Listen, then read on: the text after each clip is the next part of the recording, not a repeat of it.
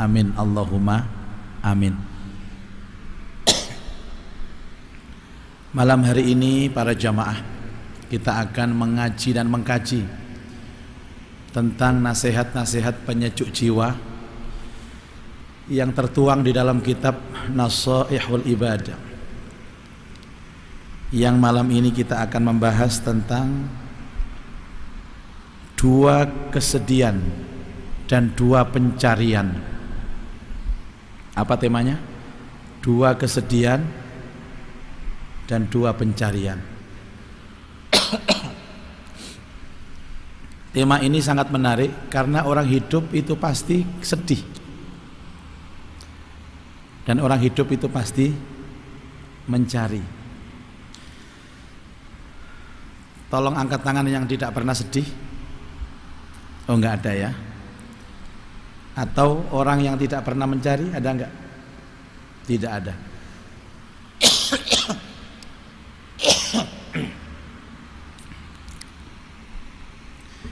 Sedih itu adalah bagian dari sifat yang Allah anugerahkan kepada manusia. Semua orang pasti sedih, Bapak Ibu.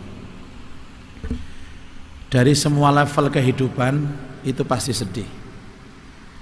Bahkan manusia yang paling mulia, manusia yang paling agung, manusia yang paling dekat dengan Allah, manusia yang paling kuat imannya juga bersedih. Siapa? Nabi Muhammad sallallahu alaihi wasallam. Itu Nabi Muhammad, apalagi kita sebagai umatnya. Yang kedua, kita pasti akan mencari, karena manusia itu butuh. Dan memang manusia diciptakan oleh Allah dalam kondisi yang terbatas. Dari kebutuhan itu, dari keterbatasan itulah kemudian kita mencari. Boleh tanya Bapak Ibu, datang ke Masjid Al-Akbar ini mau apa? Mencari kan? Yang dicari apa? Nasi bungkus, uang. Yang dicari itu ridho Allah lewat majelis ilmu. Kita lagi menuntut ilmu. Makanya Allah Subhanahu wa ta'ala menciptakan manusia itu sempurna dengan panca inderanya. Tangan, mata, kaki, termasuk mulut. Untuk apa? Untuk mencari. Nah, kadang-kadang ada orang itu sedih tapi sedihnya nggak jelas. Ada orang sedih tapi sedihnya nggak benar, Pak. Artinya tidak semua orang sedih itu berpahala. Ada yang sedih itu dosa. Atau mencari. Kadang-kadang orang mencari tapi yang dicari itu salah. Yang dicari itu keliru. Maka malam ini kita akan membahas ini Bapak Ibu, agar kita ini ketika bersedih, sedih kita ini berpahala. Dan ketika kita mencari, yang kita cari ini benar. Mari kita saksikan bersama-sama. Kita awali dari sebuah nasihat dari Utsman ibnu Affan radhiyallahu an. Utsman bin Affan ini adalah Amirul Mukminin. Dia khalifah yang keberapa? Yang ketiga. Setelah siapa? Umar. Umar setelah siapa? Setelah Abu Bakar. Setelahnya Utsman ada siapa? Ali. Jadi ini harus kita tahu Bapak Ibu, bahwa yang disebut dengan Ahlus Sunnah wal Jamaah adalah mengikuti Rasulullah sallallahu alaihi wasallam dan mengikuti sahabat yang dikomandani oleh Khulafaur Rasyidin, yaitu Abu Bakar, Umar, Utsman dan Ali. Utsman radhiyallahu anhu pernah bersabda, hammud dunya zulmatun fil qalbi wa hammul akhirah nurun fil qalbi. Hammud dunya, kesedihan dalam urusan dunia, zulmatun fil qalbi, akan menjadikan gelapnya hati. wa hammul akhirah, dan kesedihan tentang akhirat, nurun fil qalbi, menjadi cahaya di dalam hati. Sedih karena dunia menjadikan gelapnya hati, sedih karena akhirat menjadikan cahaya di dalam hati. Bapak Ibu, biasanya kalau kita bicara kesedihan ini selalu kita identikan dengan kehilangan. Manusia itu punya watak, ketika dia kehilangan sesuatu pasti dia sedih. Nah, kehilangan itu ada dua Bapak Ibu. Ada kehilangan urusan dunia sehingga dia sedih karena dunianya, dan ada orang yang kehilangan akhirat dan sedih karena akhiratnya. Katanya Utsman bin Affan, sedih karena kehilangan dunia bikin gelap hati, sedih karena kehilangan akhirat akan menjadikan cahaya di dalam hati. Bapak Ibu, kalau kehilangan uang 1 juta sedih enggak? Halo? Sedih. Berarti waras kabeh. Kalau suatu ketika kehilangan tahajud sedih enggak? Sedih, pret.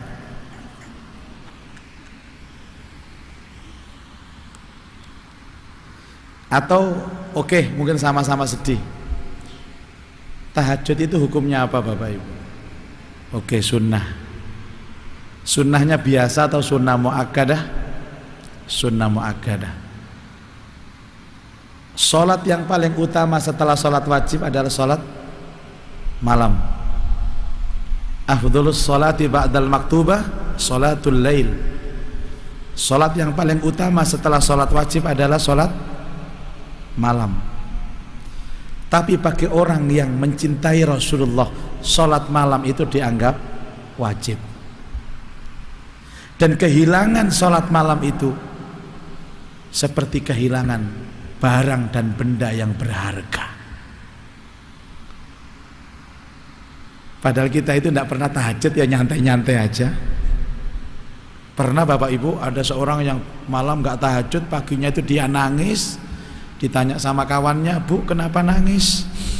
"Aku kehilangan, Mbak, kehilangan." "Kehilangan apa, Bu?" "Kehilangan 2 rakaat tahajud." Pernah dengar cerita seperti itu? Allahu Akbar. Tapi kalau kemudian uangnya 1 juta di dompet hilang, paginya nangis, "Kenapa, Mbak?" "Aku kehilangan, Mbak." "Kehilangan apa?" "Uang 1 juta." Sering dengar cerita itu? Sering, karena itu Anda sendiri. Padahal di sini Bapak Ibu, Anda sedih memikirkan dunia, itu bikin gelap hati. Oke, supaya kita sepakat Bapak Ibu, yang termasuk dunia itu kategorinya apa saja? Allah Ta'ala sendiri yang menjelaskan dalam Quran Ali Imran ayat 14, "Zuyyina linnasi hubbus syahawati minan nisa." Manusia itu dihiasi dengan syahwat atau kecintaan terhadap dunia, dan yang pertama kali dunia itu adalah an-nisa, perempuan. Mungkin kalau perempuan ya laki-laki. Ada seorang laki-laki menangisi perempuan, Pak, berarti Anda menangisi dunia. Wong wedok ditangisi. Kayak aku ngomong koyok ngene kok moro-moro aku dhewe sing nangis. Orang yang menangisi perempuan, atau mungkin perempuan yang menangisi laki-laki, yang Anda tangisi itu, yang kita tangisi itu adalah bagian dari dunia. Dan semakin kita itu terlena, larut dengan kesedihan dan kesusahan dengan pasangan hidup, semakin menggelapkan hati kita. Makanya konteks dunia ini kan wiridannya cuma satu Bapak Ibu. Apa? Inna lillahi wa inna ilaihi rajiun. Setiap yang kita miliki pasti akan hilang.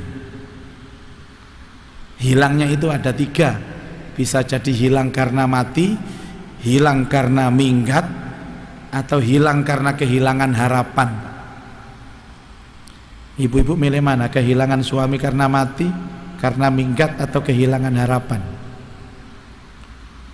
Survei membuktikan semua ibu-ibu memilih kehilangan mati, karena ditinggal mati suami itu terhormat walaupun sedih daripada ditinggal minggat, apalagi minggatnya sama mak lampir. Yang ketiga ini bikin sek di dada, Bu. Orangnya masih hidup, tiap hari kelihatan, tapi menyakiti hati kita. Itu kehilangan harapan. Makanya ibu-ibu yang kehilangan harapan dengan suami, kadang-kadang suaminya itu tidur, dilihat wajahnya, dan dia berkata dalam hati, "Pak, kok gak mati ya Pak sampai niki Pak?" Sudah. Wal banin, anak-anak termasuk bagian dari dunia. Wal qanatiril muqantarah minaz zahabi wal fiddah. Jadi harta benda, emas, perak, apapun bentuknya, kalau sekarang mungkin mobil, motor, itu bagian dari dunia. Kendaraan, wal an'ami wal hars, investasi, usaha dan lain sebagainya. Semua itu kalau kita kehilangan dan kita susah dengan berlebihan, kesusahan berpikir tentang dunia itu akan bisa menggelapkan hati. Ngapunten Bapak Ibu, yang tadi saya maksud wiritan itu cuman inna lillahi wa inna ilaihi raji'un. Ya Allah, semua ini dari Engkau dan akan kembali kepadamu. Maaf Bapak Ibu, kalau suatu saat keluar dari masjid ini kita lihat sandal kita hilang, apa zikirnya? Inna lillahi wa inna ilaihi raji'un. Sandal ini dari Engkau ya Allah dan kembali kepadamu. Selesai sudah. Uang hilang, inna lillahi wa inna ilaihi raji'un. Sandal hilang, inna lillahi wa inna ilaihi raji'un. Itu zikir yang luar biasa bagusnya. Kita meyakini bahwa semua ini bukan berasal dari kita. Kita ini dari tidak punya, kemudian menjadi punya, akhirnya diambil lagi menjadi tidak punya. Di dalam hadis itu ada begini Bapak Ibu, siapa yang diuji oleh Allah dengan buta matanya, maka Allah akan mengganti dengan ganti yang berlipat, dengan ganjaran yang besar. Yang dimaksud buta mata itu siapa Bapak Ibu? Yaitu orang yang pernah melihat, kemudian dalam perjalanan hidup dia buta. Beda kalau buta mulai lahir, Pak. Kalau buta mulai lahir, ujiannya biasa, karena dia belum pernah melihat gemerlapnya dunia, belum pernah membandingkan. Mulai bayi lahir tidak bisa lihat Bapak Ibu. Ya memang dia lihatnya gelap, jadi seakan-akan dia melihat dunia itu gelap. Ini tidak. Bayi lahir melihat, kemudian beranjak besar, dewasa, masih bisa melihat, pernah bisa melihat pemandangan, melihat wajah ganteng, wajah cantik, melihat warnanya uang, yang 100.000 itu merah, yang 50.000 itu biru, ngerti. Tiba-tiba dalam perjalanannya buta. Sudah pernah melihat keindahan dan gemerlap dunia, tiba-tiba buta. Kalau dia sabar, maka Allah menganugerahkan pahala besar. Beda dengan orang miskin. Orang yang dari bayi sudah miskin, Pak. Kalau dia sabar, wajar, orang kecilik melarat. Yang jadi masalah dia itu pernah kaya, pernah sukses, pernah banyak uang, tiba-tiba usahanya bangkrut, jatuh miskin. Ini loh Pak, kalau tidak kuat mesti gila orang ini. Dan kalau dia sabar, Allah akan gantikan dengan ganti yang banyak.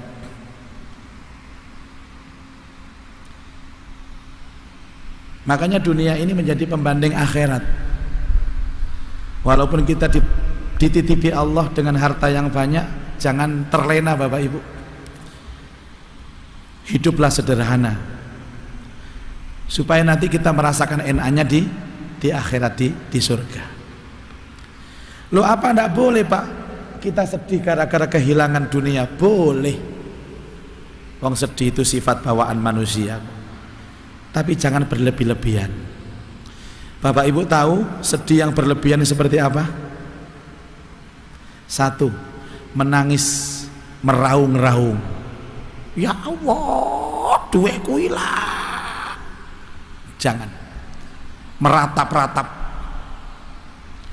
Biasanya ratapannya itu ada pada gerakan tubuhnya. Wajah dicakari, rambutnya dijambak-jambak, kelambine disuweki kabeh. Ini kepalanya dibentur-benturkan ke tembok, dur, gak terima. Dan puncaknya dia memarahi orang lain, menuduh orang lain. Jadi kalau ada orang kehilangan sesuatu kemudian menuduh orang lain, itu artinya dia bersedih dengan berlebihan, bersedih karena memikirkan dunia. Dan saya jamin Bapak Ibu, menurut dawuhnya Utsman bin Affan, orang yang bersedih karena dunia seperti inilah, semakin hari semakin gelap, hatinya semakin gelap. Ada kawan itu Bapak Ibu, dia seorang pengusaha, seorang miliarder. Miliarder itu uangnya miliaran. Berkali-kali ditipu orang, Pak. Kalau ditipu orang itu bukan 1 juta, 2 juta, 100 juta, 200 juta. Bahkan pernah ditipu lebih dari 1 miliar. Tapi karena dia tahu ilmunya ini, buat apa saya sedih dengan dunia? Kalau saya sedih karena kehilangan uang 1 miliar, apakah sedih saya itu bisa mengembalikan uang saya? Tidak. Dan sedih saya itu pasti akan menjadikan hati saya gelap. Wong nek kehilangan dipikir terus Bapak Ibu, bojo gawe sasaran, anak gawe sasaran, ana tangga liwat melok diseneni pisan gawe sasaran, sampai Pak RT pisan digawe sasaran. Oh, enggak salah disalah-salahno. Ya karena gelap hati, Pak. Jadi gelapnya hati itu sedih berlebihan tentang dunianya. Maka mulai sekarang Bapak Ibu, kalau kita mungkin kehilangan sesuatu tentang dunia kita, ucapkan kalimat inna lillahi wa inna ilaihi rajiun. Tapi tolong ucapan itu tidak hanya di mulut kita, tapi ucapan itu ada di hati kita. Ya Allah, suamiku milikmu, pasti akan kembali kepadamu. Anakku milikmu, pasti kembali kepadamu. Uangku milikmu, pasti akan kembali kepadamu. Insya Allah sedih kita itu paling sehari 2 hari, setelah itu tenang hati kita. Dan kalau sudah begitu kita ikhlas, maka apa yang hilang dari kita akan diganti oleh Allah dengan ganti yang berlipat. Kemudian kesedihan akhirat akan menjadi cahaya di hati. Apa kesedihan akhirat Bapak Ibu? Ya Allah, bagaimana nasibku di alam kubur? Ya Allah, jangan-jangan nanti aku mendapatkan siksa di alam kubur. Bagaimana nanti hari kebangkitan ya Allah? Bagaimana kalau aku dikumpulkan di padang mahsyar yang katanya Rasulullah itu matahari hanya sejengkal saja, sehingga orang berkeringat dan banjir keringat. Ada banjir keringat itu hanya di kakinya saja, ada di lututnya, ada di perutnya, ada di dadanya, dan bahkan ada di leher sampai dia menutup mulutnya. Ya Allah, bagaimana kalau itu aku yang air keringat itu menutup sampai ke mulut saya ini? Sedih. Terus mikir mati, nangis.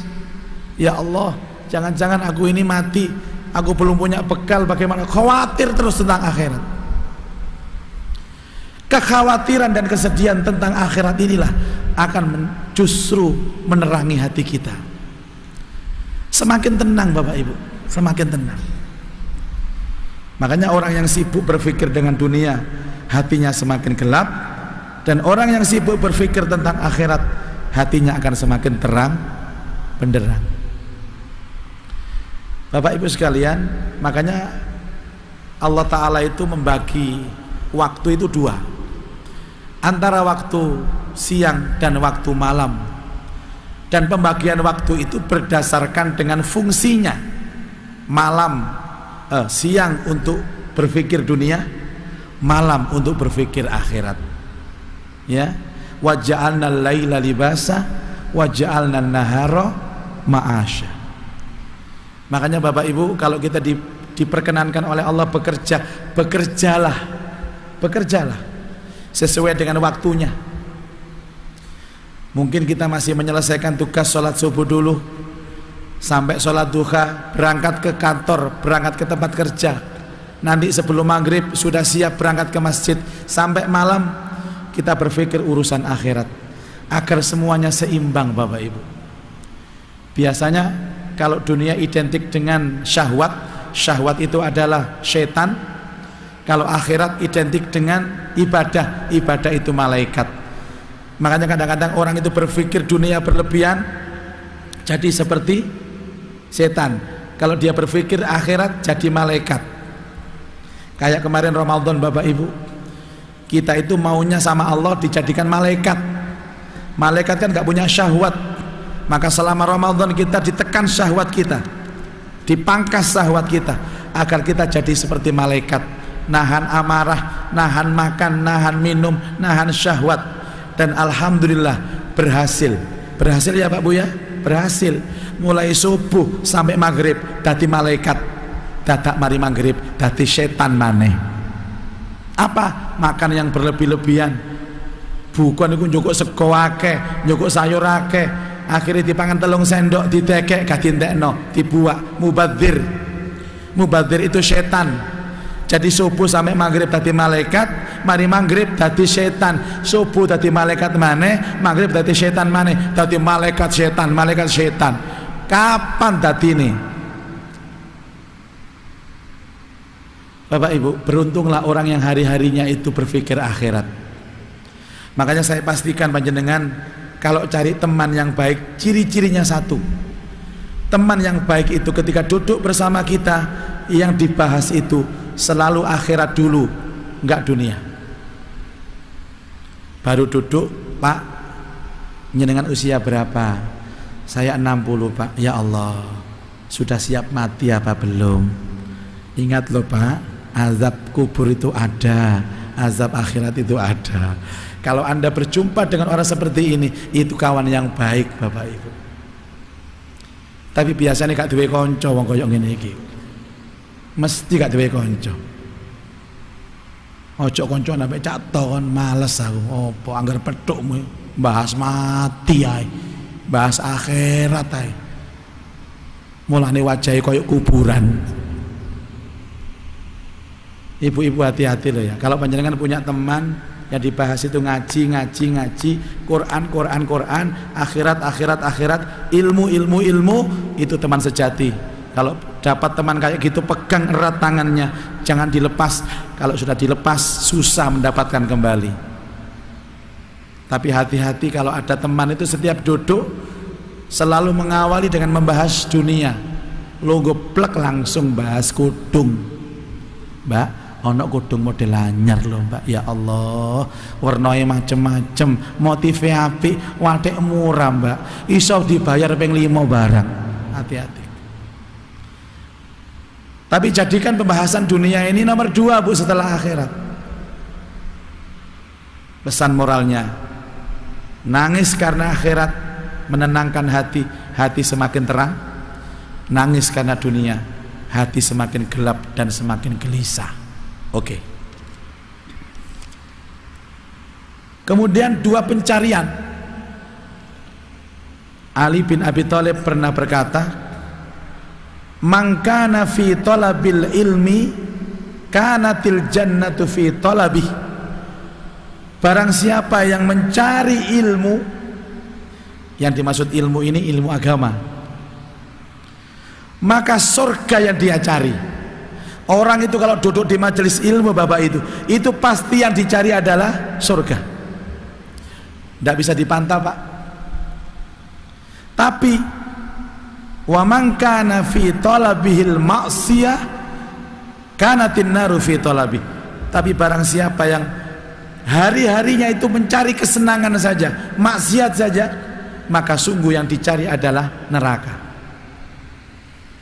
Kepantasan kita masuk surga atau masuk neraka tergantung apa yang kita cari, Pak. Saya memastikan Bapak Ibu yang hadir di sini maupun yang menyaksikan acara ini di rumah, Anda berada di majelis ilmu. Katanya Ali bin Abi Thalib, orang yang berada di majelis ilmu berarti mencari ilmu. dan orang yang mencari ilmu artinya mencari surga. Man salaka tariqan yaltamisu bihi ilm sahalallahu lahu tariqan ilal jannah. Barang siapa menempuh jalan menuju ilmu, maka Allah memudahkan jalannya menuju surga. Maka surga itu pintunya adalah majelis ilmu. Bapak Ibu sekalian, mungkin ada perkumpulan-perkumpulan yang lain selain thalabul ilmi. Ada perkumpulan tapi di sana justru maksiat, Pak. Mungkin perkumpulan itu ada yang berjudi, mungkin perkumpulan ada yang minum-minuman keras. Sama-sama majelis, Pak. Ini majelis ilmu, itu majelis ngombe. Majelis itu kan tempat duduk sih. Jadi orang yang berkumpul beberapa kemudian dekat begini, itu namanya majelis ilmu. Nah kalau orang berkumpul berjudi, ya majelis judi. Dan orang yang mencari maksiat seperti itu sudah dipastikan dia pasti akan mencari neraka. Bapak Ibu sekalian, di awal dulu dalam penjelasan kitab ini dijelaskan bahwa panjenengan datang di majelis ilmu itu faham tidak faham, maka tetap mendapatkan berkah. Karena pada saat ada majelis ilmu membahas tentang Allah, membahas tentang Al-Quran, membahas tentang Rasulullah, dan membahas tentang kebaikan-kebaikan, Allah mengumpulkan malaikat-malaikatnya di majelis itu.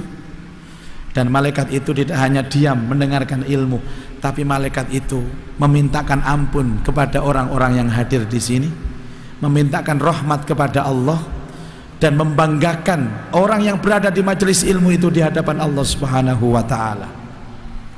Cuman panjenengan mboten saged ndelok malaikat. Sampeyan purun ningali malaikat. Siap. Israil. Oh, gak siap. Ya padha ambek aku lah gak siap. Lah pengennya ketemu malaikat siapa? Mungkar Nakir. Kata Rasulullah, kalaulah bukan karena dosa-dosa kita, pasti kita bisa melihat malaikat. Nabi Ibrahim itu pernah ingin melihat malaikat, Pak. Suatu ketika akhirnya Nabi Ibrahim keluar rumah, padahal di rumahnya masih ada istrinya sendirian. Tiba-tiba Nabi Ibrahim itu pulang, dilihat ada laki-laki tampan di ruang tamu, sementara di dalam rumah ada istrinya. Langsung dia marah-marah Ibrahim, kamu siapa laki-laki? Kamu gak tahu kalau di dalam ada istriku? Kenapa kamu lancang? Kamu bukan saudaraku, dan kamu bukan mahram dari istriku. Istrinya di dalam, Pak. Tenang saja Ibrahim, aku tidak akan bersyahwat sama istrimu karena aku adalah malaikat. Lu kok ganteng? Iya, memang malaikat itu kalau mau bertemu dengan utusan Allah, dengan nabi-nabinya, selalu divisualkan, dijelmakan dengan seorang laki-laki yang tampan, putih, rambutnya hitam, matanya kebiru-biruan, hidungnya mancung.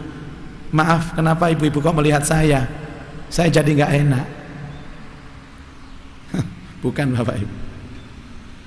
Oh, kalau begitu aku ingin melihat kamu dari wujud aslimu. Katanya malaikat, kamu tidak mungkin kuat. Tapi aku pengen, penasaran. Sekali saja malaikat, kamu tidak akan kuat Ibrahim. Itu namanya penasaran, mbok sepisana itu. Please, sekali aja. Ya sudah. Tapi kamu yang kuat. Iya, insya Allah saya kuat. Sekarang pejamkan matamu. Pejamkan matamu dan buka kembali nanti. Dipejamkan mata Ibrahim. Setelah itu malaikat berubah menjadi wujud aslinya, dan Ibrahim membuka matanya melihat wujud malaikat itu, langsung pingsan. Setelah pingsan, kemudian melek kembalilah malaikat ini dengan wujud seorang laki-laki tampan. Makanya ibu-ibu, bapak-bapak, gak usah kemenyek kepingin delok malaikat. Wong Nabi Ibrahim semaput apa maneh sampeyan. Tapi kalau malaikat Israel insya Allah bakal ketemu Bapak Ibu. Mau ditemui cepat atau lambat? Mboten Yai. Utang kula sik kathah Yai. Kula dereng mantu. Bapak Ibu sekalian, orang yang datang ke majelis ilmu itu hatinya penuh hidayah. Penuh hidayah. Makanya begini, Allah ketika akan memberikan hidayah seseorang atau menyadarkan seseorang dari keburukan menuju kebaikan, Allah akan menemukan kita dengan dua. Satu, Allah akan menggiring kita ke majelis ilmu. Yang kedua, Allah akan menggiring kita ke majelis orang-orang soleh. Ya, kalau sudah majelis ilmu pasti majelis orang-orang soleh. Jadi makanya orang itu yang datang di majelis ilmu dipastikan orang soleh, walaupun dia punya latar belakang rusak. Bapak Ibu, orang-orang yang niatnya kurang baik kemudian berada di majelis ilmu, telinganya panas Pak. Tapi kalau orang yang niatnya baik, walaupun disindir dengan ustadz, disindir dengan kiai, senang, ya Allah, ternyata selama ini aku salah, aku harus berubah, mumpung belum terlambat. Karena isinya ilmu itu kan menasehati Pak. Kalau kita nggak cocok pasti tersindir. Dan orang yang punya hidayah ketika dinasehati dan dia merasa senang Pak, wah Allah terima kasih, ustadz terima kasih, ternyata selama ini saya salah, saya keliru. Tapi kalau orang itu niatnya buruk ke majelis ilmu, disindir sampai ustadz ngamuk, iki ustadz balik-balik nyindir ay, tersinggung aku iki. Sementara orang-orang yang berada di dalam majelis maksiat, pastilah dia ada di majelis neraka. Bapak Ibu, tidak ada pilihan kecuali kesempatan harus hadir di majelis ilmu. Sekarang ini teknologi juga sudah canggih. Mungkin kalau tidak sempat offline seperti ini, bisa kita manfaatkan dengan online. Tapi online itu darurat Bapak Ibu.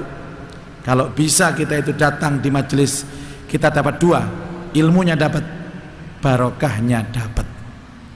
Kadang-kadang selalu ada alasan, maaf Ustadz, saya sekarang tidak pernah ke Masjid Al-Akbar. Kenapa?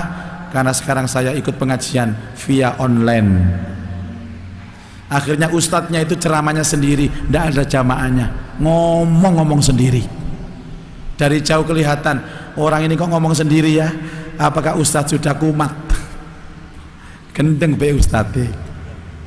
Itulah dua kesedihan dan dua pencarian. Mudah-mudahan nasihat ini bisa melekat di hati dan bisa kita amalkan dalam kehidupan kita sehari-hari.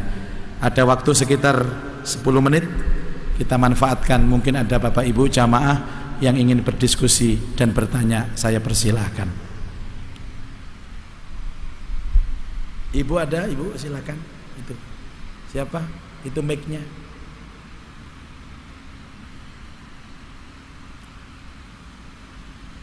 Atau Bapak?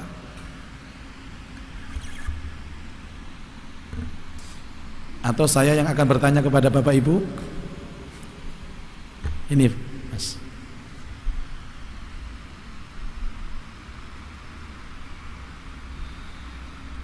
Assalamualaikum warahmatullahi wabarakatuh. Waalaikumsalam warahmatullahi wabarakatuh.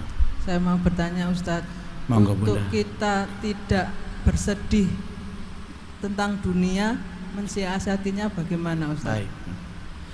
Ya Bunda, Allah itu hanya menciptakan satu hati. Sedih kan pekerjaan hati ya. Dan Allah itu menciptakan satu hati. Kalau Bunda hanya berpikir itu, saya jamin sedih terus. Caranya, alihkan perhatian. Bahasa Inggrisnya diselimurkan. Gunanya kawan-kawan ini kan untuk menyelimurkan itu Bunda. Makanya Bapak Ibu, kalau takziah itu apa? Ada tetangga yang saudaranya meninggal, ada saudara yang saudara meninggal. Apa yang dianjurkan Rasul? Satu, menghibur. Caranya ndak usah mengingatkan yang mati, dialihkan perhatian. Mbak, yang sabar ya, suamimu orang baik kok, dan insya Allah masuk surga. Nanti kan ketemu di surga, tenang aja, kan ada saya, kamu, tenang aja, kamu tidak sendirian kok. Nanti anak-anakmu juga jadi anak-anakku, gitu loh Bu. Dialihkan perhatian, Mbak, kamu ingat gak waktu kita dulu jalan-jalan ke sana di Selimurno, cika iling sing mati, ojo nyelawat tambah ngiling no sing mati. Ya Allah Mbak, kapan mati ini bojomu Mbak? Kena opo? Padahal bojomu sik enom Mbak, saknoe Mbak kon wis rondo. Iki opo sih karepe? Yang kedua mendoakan. Jadi takziah itu dua Bu tujuannya. Satu menghibur, dua mendoakan. Jadilah kawan-kawan yang baik. Kawan-kawan yang baik itu, kalau kawan kita ada musibah, kita support menghiburnya. Dan jalan menuju menghibur itu adalah mengalihkan perhatian dari masalahnya. Ibu-ibu, kalau ibu-ibu sedih gara-gara suami, lihatlah anak di Selimurno. Kalau sedih mikir anak, lihatlah suami. Kalau sedih mikir anak sama suami, lihatlah sahabat. Kalau sedih mikir suami, mikir anak, mikir sahabat, lihatlah ustadz. Kan ngoten sih judulnya. Nggak bisa Bu. Satu ya, dialihkan perhatian. Mungkin baca Quran, ternyata di Quran masih terbayang-bayang wajah suami. Dibikin sepedaan, ternyata sepedanya koyo wajah suami. Oh, Masya Allah. Diusahakan. Apalagi punya kawan-kawan yang baik seperti ini, saling support mensupport. Watawasau bil haqqi watawasau bis sabr. Saling berwasiat dalam kebenaran, saling berwasiat dalam kesabaran. Yang kedua, mohon kepada Allah. Yang bisa menghilangkan kesedihan adalah Allah. Kan ada doanya, ya Allah, hilangkan kesedihanku ini, gantikan dengan kebahagiaan ya Allah. Hilangkan kesedihan, gantikan dengan kebahagiaan. Salah satu doa yang harus kita baca Bu, itu doa penghilang sedih. Apa? Allahumma inni a'udzubika minal hammi wal hazan. Dibuka di Al-Maksurat, doa pagi itu ada, ya Allah, lindungi aku dari kecemasan, kegelisahan dan kesedihan. Yang di akhirnya itu ada wa a'udzubika min ghalabatid daini wa qahrir rijal. Aku berlindung kepadamu ya Allah dari ancaman seseorang dan lilitan hutang. Itu doa Nabi khusus bagi yang bersedih. Insya Allah dihilangkan sedihnya sama Allah. Ada lagi yang ketiga Bu, melihat anak kecil. Ini konsep yang ketiga. Sing sering delok arek cilik sampean, bayi yang belum balik, sing lucu-lucu lho. Iku arek cilik kok sampean delok. Ya anake tangga, anake kanca dideloki terus. Dijak mainan. Karena anak kecil itu wajahnya bisa menghilangkan kesedihan. Delok anak cilik tambah tenang, delok sing tuwek sumpek. Kenapa? Karena anak kecil itu auranya positif, gak punya dosa, masih putih, bersih, masih fitrah. 3 tips ya. Alihkan perhatian, minta kepada Allah dengan doa Rasulullah. Lihatlah anak kecil yang belum balik, apalagi anak kecil yang di panti asuhan. Saya menang panti asuhan, delok anak cilik seger hati sampean Bu, ya. Tapi aja didelok tok, ya dikai jajan, dikai duwe, didelok ae. Lah apa Bu? Nyantuni? Enggak, ndelok tok. Jare arek-arek akeh tunggale. Ngoten nggih? Oke, berikutnya Mas Ghafur. Monggo Bapak, apa silakan Pak. Assalamualaikum warahmatullahi wabarakatuh. Assalamualaikum warahmatullahi wabarakatuh. Yai, tadi banyak mendengar, mempelajari dari sisi iman tentang ketenangan. Iman dalam arti iman yang damai, iman yang tentram, hati yang damai. Coba jenengan lepas sebentar Pak, biar jelas. Nggih. Hati yang damai. Melihat dari beberapa sekarang ini, khususnya di sosial media, orang bilang saya ini orang beriman, orang Islam, orang yang penuh dengan keimanan dengan ke hati. Namun kita lihat di dalam sosmed, sosial media itu kita banyak sekali hal-hal yang cenderung untuk membuli, mencurhat dirinya sendiri tentang kesedihan-kesedihan sendiri. Nah, mensikapi hal-hal tersebut mungkin Yai bisa memberikan taulah saran pada orang-orang. Baik Bapak Ibu. Terima kasih. Assalamualaikum warahmatullahi wabarakatuh. Waalaikumsalam warahmatullahi. Rasulullah pernah ditanya oleh sahabat yang bernama Abi Dzar Al-Ghifari, ya Rasulullah, apakah yang paling dicintai oleh Allah? Ayyul a'mal afdal wa ahabbu ilallah?